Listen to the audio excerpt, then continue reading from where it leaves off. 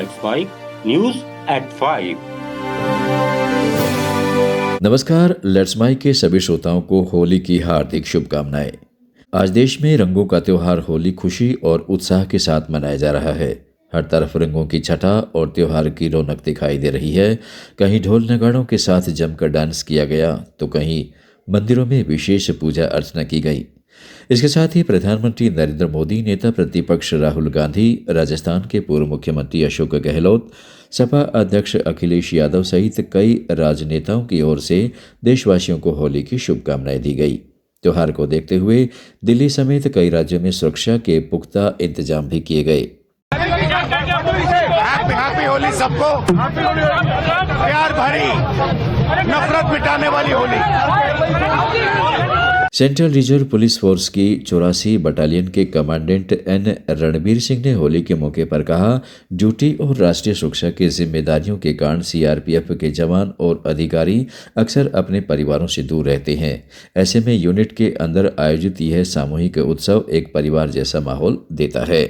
तो अपना ड्यूटी का रिक्वायरमेंट के हिसाब से, नेशनल सिक्योरिटी के रिक्वायरमेंट के हिसाब से सीआरपीएफ के जो जवान हैं, ऑफिसर्स हैं, सभी लोग घर से दूर रहते हैं।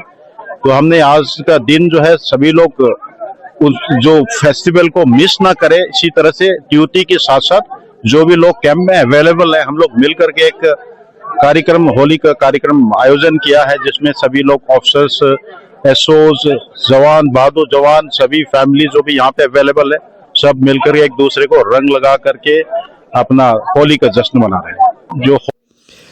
और अब रुक करते हैं प्रमुख खबरों की ओर, जहां इजराइल और ईरान के बीच जारी जंग अब और खतरनाक मोड़ लेती दिख रही है। इजराइल के रक्षा मंत्री काट्ज ने खुली चेतावनी देते हुए कहा है कि अगर ईरान में कोई नया सुप्रीम लीडर नियुक्त होता है और वह इजराइल के खिलाफ साजिशें आगे बढ़ाता है तो उसे भी सीधे निशाना बनाया जाएगा। उन्होंने कहा है कि नाम या ठिकाने से कोई फर्क नहीं पड़ेगा। यह बयान ऐसे समय में आया है जब दिवंगत अली खमनेई के बेटे जतबा खमनेई के नए सुप्रीम लीडर बनने की खबरें सामने आ रही है। उधर अमेरिकी राष्ट्रपति डोनाल्ड ट्रंप ने संकेत दिया है कि यह युद्ध कई हफ्तों तक चल सकता है। तेहरान में धमाकों की आवाज़ें सुनी गई हैं, जबकि इजराइल ने ईरान की मिसाइलों को अपनी हवाई सुरक्षा प्रणाली से नाकाम करने का दावा किया है। दोनों देशों के बीच बढ़ते हमलों से पूरे पश्चिम एशिया में तनाव चरम पर है। इस बीच भारत सरकार भी अलर्ट मोड पर है। विदेश मंत्रालय ने भारतीय नागरिकों की सुरक्षा के लिए स्पेशल कंट्रोल रूम स्थापित किया है और हेल्पलाइन नंबर जारी किए हैं। एमईए के प्रवक्ता रणधीर जायसवाल ने सोशल मीडिया पोस्ट के जरिए इसकी जानकारी दी। जंग के असर से मिडिल ईस्ट से भारतीयों की वतन वापसी जारी है। जेदा और दुबई से कई फ्लाइट्स दिल्ली, अहमदाबाद और हैदराबाद पहुंची हैं। यात्रियों ने कहा है कि भारत लौटकर उन्हें राहत मिली है। You are in such kind of situation, and when you enter in your country, then only you will feel that feeling. I'm a frequent traveler, but today I felt like this is the best feeling. I mean, because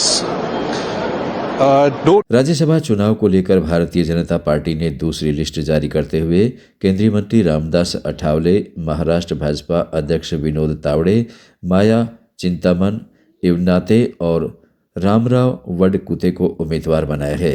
इससे पहले 9 नामों की सूची जारी पहले ही हो चुकी है और अब 7 राज्यों से कुल 13 प्रत्याशी घोषित किए जा चुके हैं। केंद्रीय मंत्री और आरपीआईए के अध्यक्ष रामदास अठावले ने महाराष्ट्र से राज्यसभा चुनाव में अपनी उम्मीदवारी पर कहा है कि मुझे जो जिम्मेदारी मिली है मैं उसे ठीक ढंग से निभाने का प्रयत्न करता रहूंगा। बहुत बड़ा आनंद है और मुझे तीसरी बार राज्यसभा मिली है। मैं लोकसभा में 3 बार मैं लोकसभा में रहा था और अभी राज्यसभा में मुझे 3rd टाइम मौका मिला है। तो बाबा साहब अम्बेडकर जी का आशीर्वाद मुझे ना होता तो शायद मुझे मौका नहीं मिलता था। मेरे साथ जो कार्यकर्ता पूरे देश भर के, महाराष्ट्र के बहुत बड़ी ताकत से मेरे साथ रहे, इसीलिए मुझे मौका मिला है। और सबसे ज्यादा मैंने नरेंद्र मोदी जी का जो विजन है सबका साथ सबका विकास का, उसको पूरे देश भर में पहुंचाने का काम हमने किया था। समाचारों में फिलहाल इतना ही। जुड़े रहिएगा लेट्स माइक के साथ। आप सुन रहे थे let's mic more than radio. Follow कीजिए हमें हमारे सोशल मीडिया प्लेटफॉर्म्स पर। आप सुन रहे थे लेट्स माइक।